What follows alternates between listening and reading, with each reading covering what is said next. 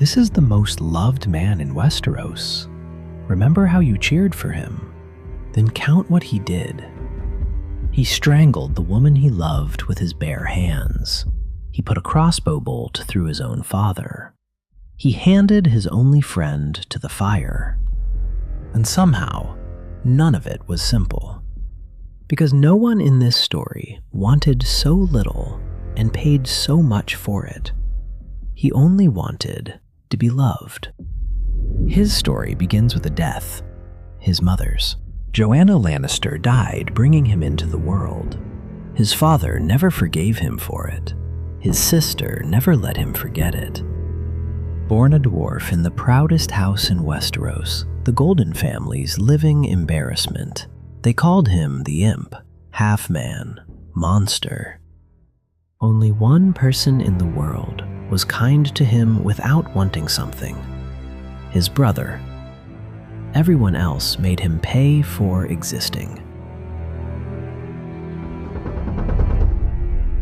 So he armored himself in the only things they couldn't take: wit, wine, and books.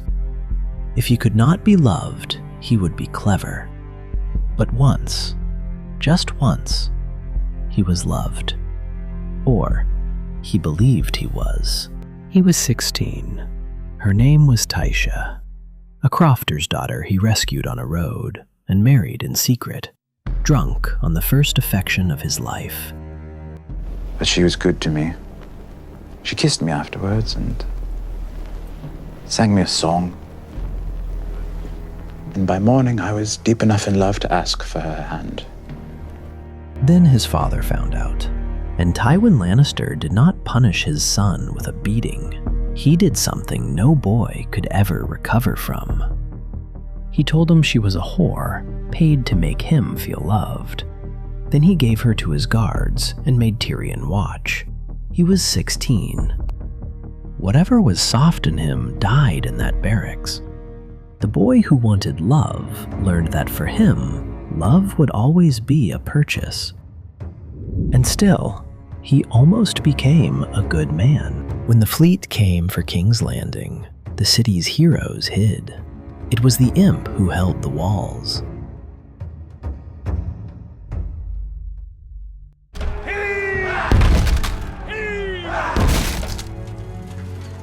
Those are brave men knocking at our door.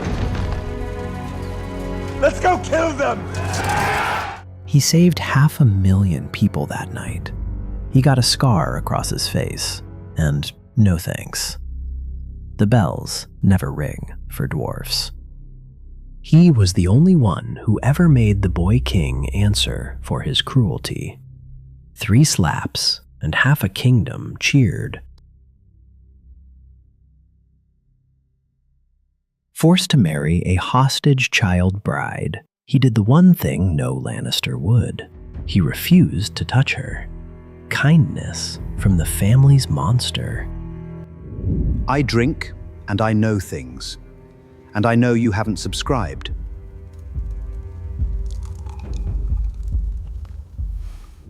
Then he did the most dangerous thing a Lannister can do. He fell in love again. Shae, a soldier's woman with sharp eyes who told him she was his. And he chose to believe it because believing was the thing he needed most.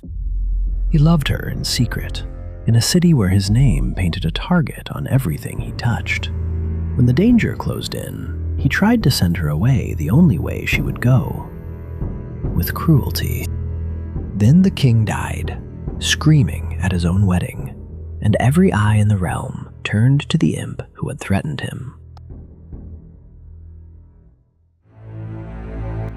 Of that I'm innocent. I'm guilty of a far more monstrous crime. I'm guilty of being a dwarf.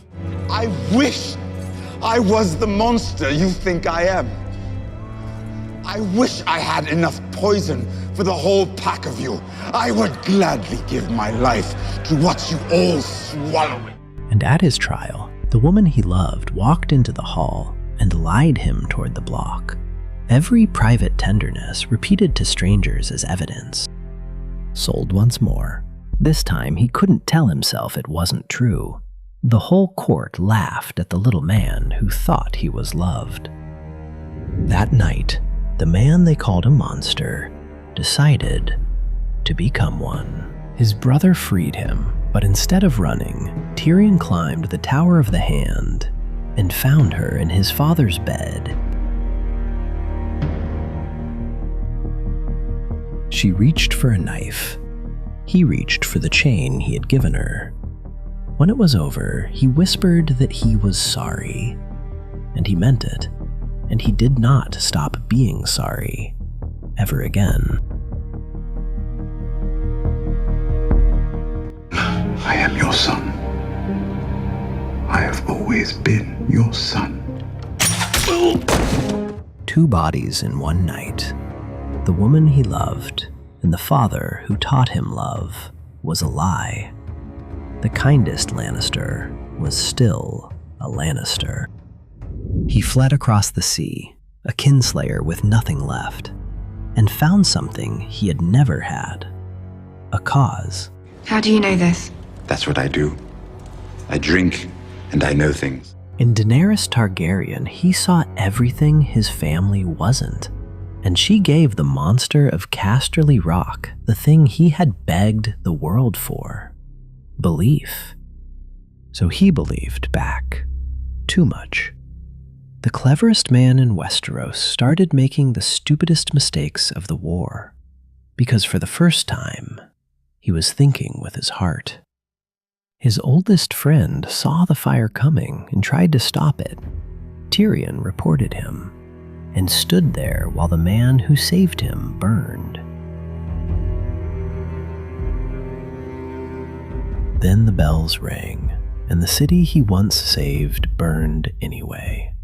On the counsel he gave and the queen he chose, 500,000 people, the math of his faith. You were the only one who didn't treat me like a monster. You were all I had.